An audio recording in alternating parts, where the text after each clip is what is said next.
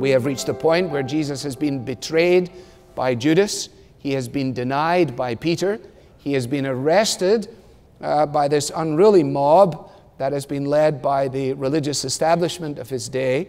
And then in verse 2 and 3 and 4, we have this encounter with Pilate himself.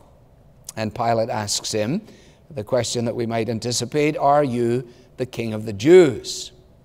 And he answered him, "You have said so." Now that's enigmatic, isn't it? And a great debate takes place over whether it was just exactly what Jesus meant here. Let me tell you what I think he meant.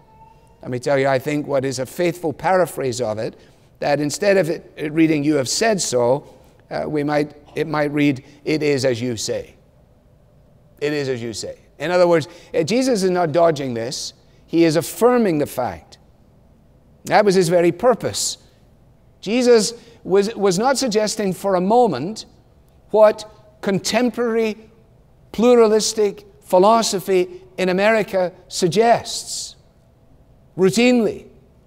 Jesus was not suggesting that he was here for a short period of time to say something that was kind of godlike and helpful, as if he was only one of a number of those who would come throughout history, each one building upon the other, and each one able to speak with equal clarity concerning what it means to know God. Jesus does not allow us that as a possibility.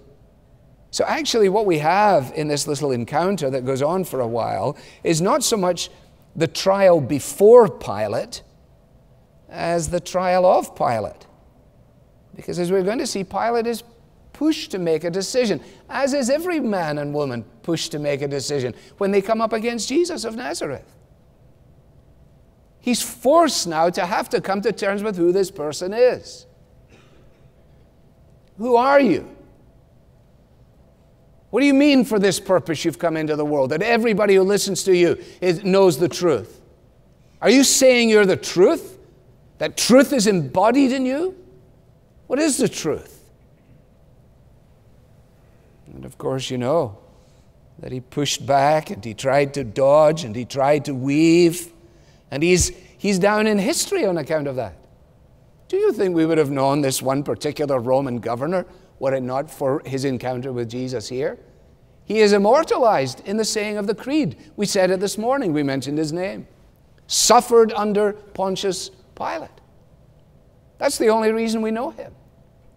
Because he was confronted by the challenge of Jesus, as men and women are this morning, as you are in listening to the sound of my voice. You and I, each of us, have to come to the point where we determine who is Jesus, why did he come, what did he do, and does it even matter? It will not be enough for us to try and fudge the decision off as Pilate did. There are no bowls available in the auditorium at the moment for the washing of our hands of the responsibility. There is no place for us to hide. There is no place that we can ultimately hide from God.